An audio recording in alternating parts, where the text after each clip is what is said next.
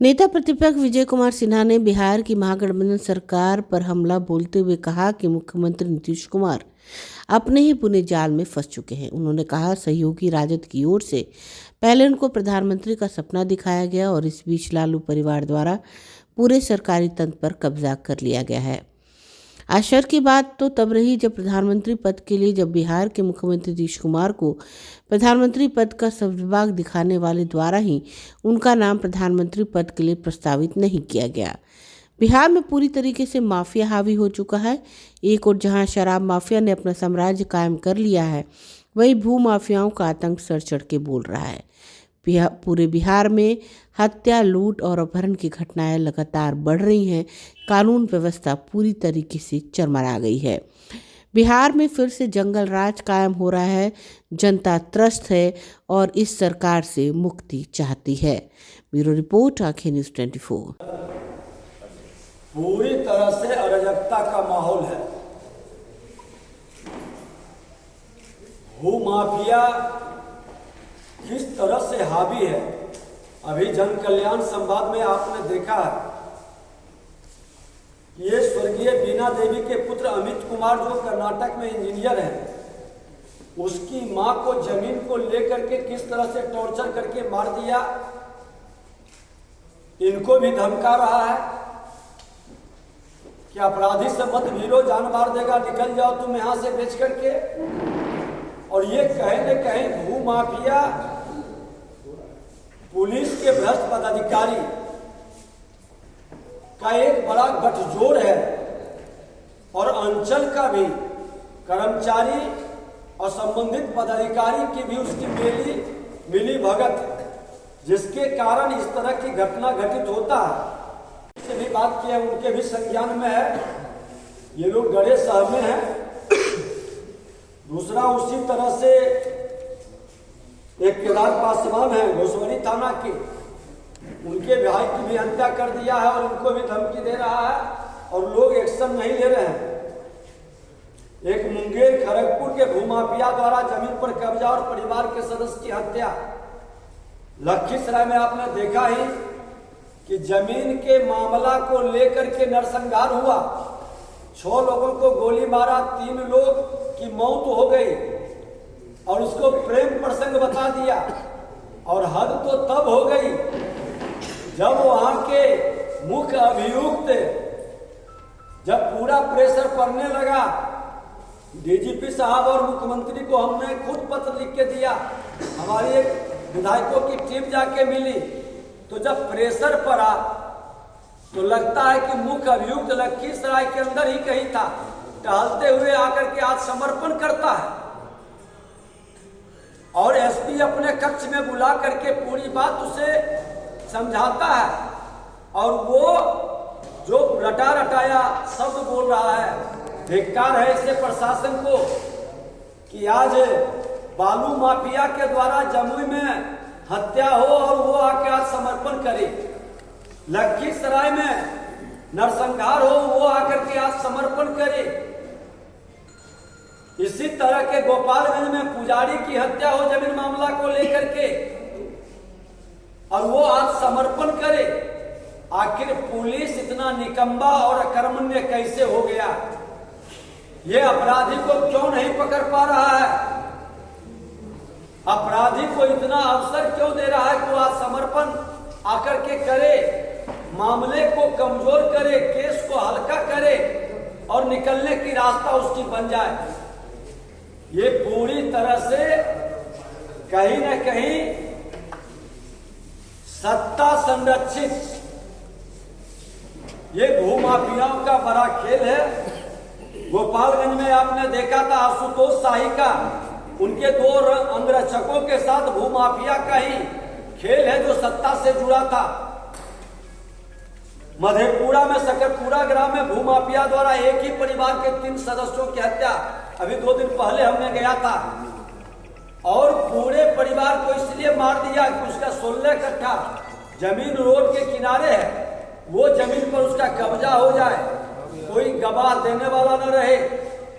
और हद तो तब हो गई जब वहां के आईजी लांडे साहब से हमारी बात हुई कि जो आई विटनेस, उसका विधवा का पति मारा गया, वो विधवा भाग करके बाड़ी में छुप गया था, और वो कह रही है सबके सामने, प्रेस मीडिया के लोग, कई लोग थे, और उसका आई विटनेस का वक्तव्य तक दर्ज नहीं किया गया। कैसे मामला को भूमाफिया के प्रभाव में थाना मामला को बदल देता है। अभी एक व्यक्ति ने भागलपुर का मामला में कहा कि एक सर्जन की पीट कर मौत हो गई, बैठे हुए परिवार है, कह रहा है कि वो आत्महत्या कर। ये हस्तक्षेप के लिए हमने उनसे आग्रह किया था कि बिहार में जो स्थिति बन रही है, इसमें हस्तक्षेप आपका आवश्यक है। कई बार इस पर स्पष्ट कर चुके हैं, और जब राष्ट्रीय नेतृत्व बोल चुके हैं तो इस पर अब कहने की कोई जरूरत नहीं है। अपराध और भ्रष्टाचार चरम पर है, अराजकता का माहौल है, ऐसी करनी वैसी भरनी। जो जैसा करता है वो उसी तरह का पाता है। आज जदयू के अंदर जनादेश का अपमान कर करके जिस तरह से राजद को गड़बड़ियां किए, तो राजद के लोग जदयू को तोड़कर अपनी सरकार बनाने के लिए बेचैन है, और राजद को कुछ दिन के लिए दबाने के लिए ये सब सिर्फ एक झमेला है, इससे ज्यादा कुछ नहीं। जो जिस दल का राष्ट्रीय अध्यक्ष ही अपने दल की विदाई की तैयारी कर ले, उसको भगवान भी न बचाएगा। भैया जी, आपको नहीं लगता है कि हत्या में बदलना, प्रेम प्रसंग में बदलना, जमीनी विवाद में बदलना, आपसी लड़ाई में बदलना, ये बहुत ही दुखद और दुर्भाग्यपूर्ण है।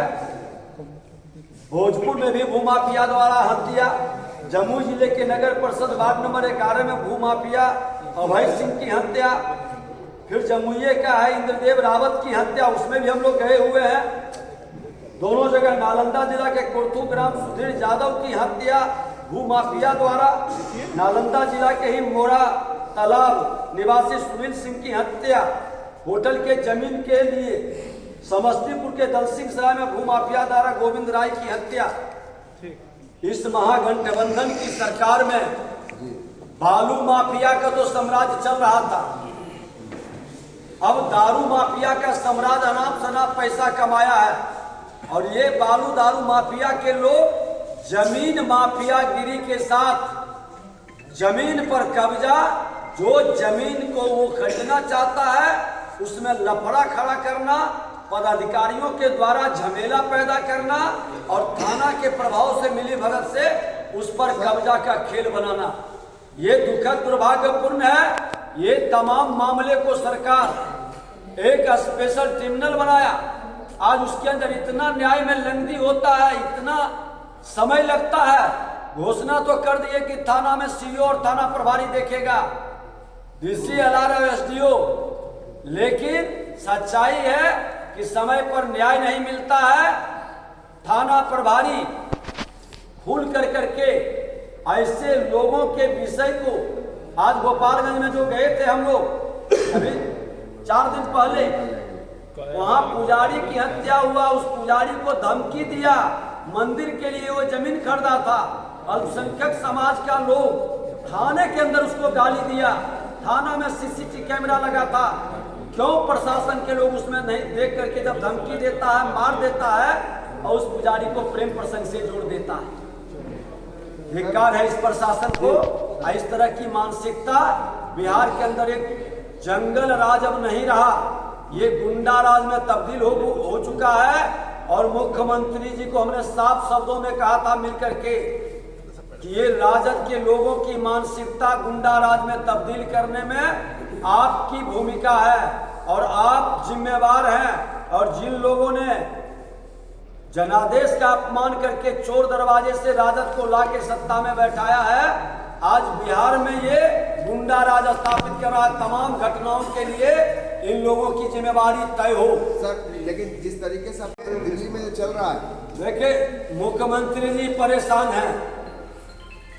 आज हमने खुल करके उनको बोला था कि मुख्यमंत्री जी आपका जो महत्वाकांक्षा को जगाया, प्रधानमंत्री बनने का सपना दिखाया, वो व्यक्ति आपका नाम का प्रस्ताव तक नहीं किया और उसके आड़ में आपकी सत्ता को अस्थिर करके पूरी तरह से माफिया राज को स्थापित कर दिया है।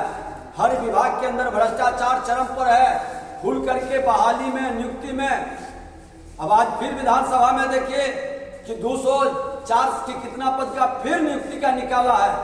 लग रहा है कि गाड़ी छूट ना जाए, जैसे तैसे जल्दी से बहाली करके कमाई करके लूट लें। ये भूल गए हैं कि सत्ता परिवर्तन के बाद ये तमाम जो आउटसोर्सिंग के माध्यम से बहाली हो रही है उसकी समीक्षा होगी और जरूरत पड़ेगा तो उसको रद्द कर दिया जाएगा। ये पूरी तरह से पैसे की वसूली है। जब यहाँ सक्षम एजेंसी है तो इस तरह का खेल क्यों कर रही है? और जो लोग इसमें संलिप्त हैं उस पर कार्रवाई भी स्पीडी ट्रायल चला करके करे। ये बिहार को अराजकता का शिकार नहीं बनने देंगे और सड़क से सदन तक इसको लेकर के अपनी बात को भी रखेंगे और आंदोलन भी होगा। कि विपक्ष आज एक सप्ताह के अंदर 5 दिन हम किसी न किसी जिले के अंदर दौरा पर है, धरना प्रदर्शन पर सम्मिलित है, लोगों की आवाज को उठा करके एसपी से लेकर थाना तक लड़ रहे हैं। अब सच्चाई है कि प्रशासन के लोग हस्तिनापुर के गुलाम विपक्ष को जो मर्यादा के तहत, संवैधानिक अधिकार के तहत रिस्पॉन्स लेना चाहिए, नहीं ले पा रहा है। वह भूल गया है कि सत्ता बदलते रहती है। तो आपका कहना है कि विपक्ष कोई कमी नहीं रख रहा है।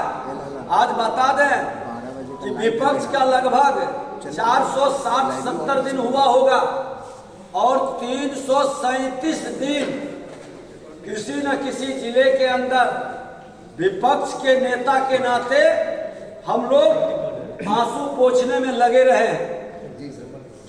अब हमारी तो है कि सरकार को ध्यान आकृष्ट करें, प्रशासन को सजग करें, न्याय दिलाने के लिए लड़ाई लड़े। लेकिन जब ये सरकार ही निकम्मा, अकर्मण्य और प्रशासन ही हस्तिनापुर का गुलाम बन जाए तो उसकी तो अब जनता ही अपने जनादेश से इसकी समापन करने का काम करेगा। बिहार में राष्ट्रपति शासन का ठीक है, हट जाता है। क्या पकड़ लो? हाँ, बिहार फर्स्ट का साइज का दोनों को दिक्कत हो रहा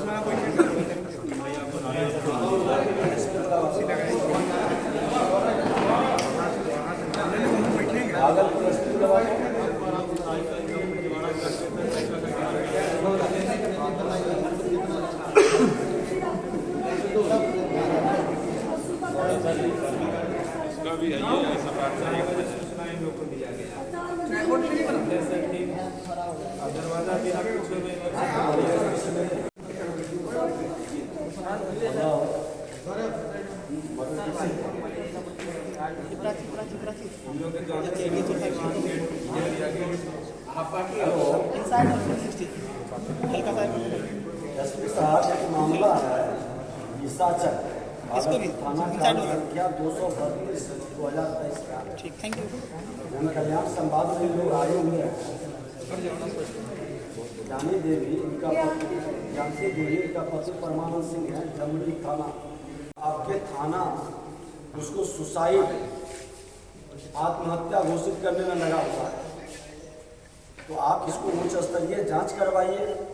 ये थाना का एक ट्रेंड बन गया है कि हत्या को आत्महत्या में बदल देता है। क्या हो गया?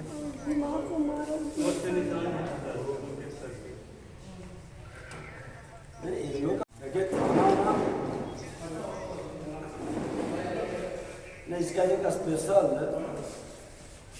टीम गठित करके, एसआईटी गठित कर करके जांच करवा दीजिए और सच्चाई को जानिए। गरीब लोग यहाँ तक पहुँचा है पटना में।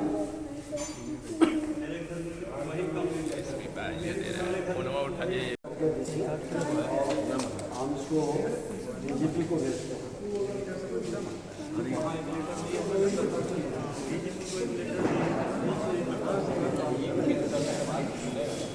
अगर हम बात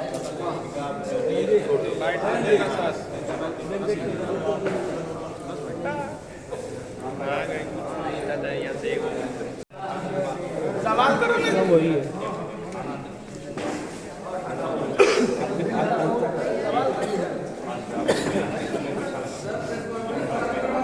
मामला तो सारे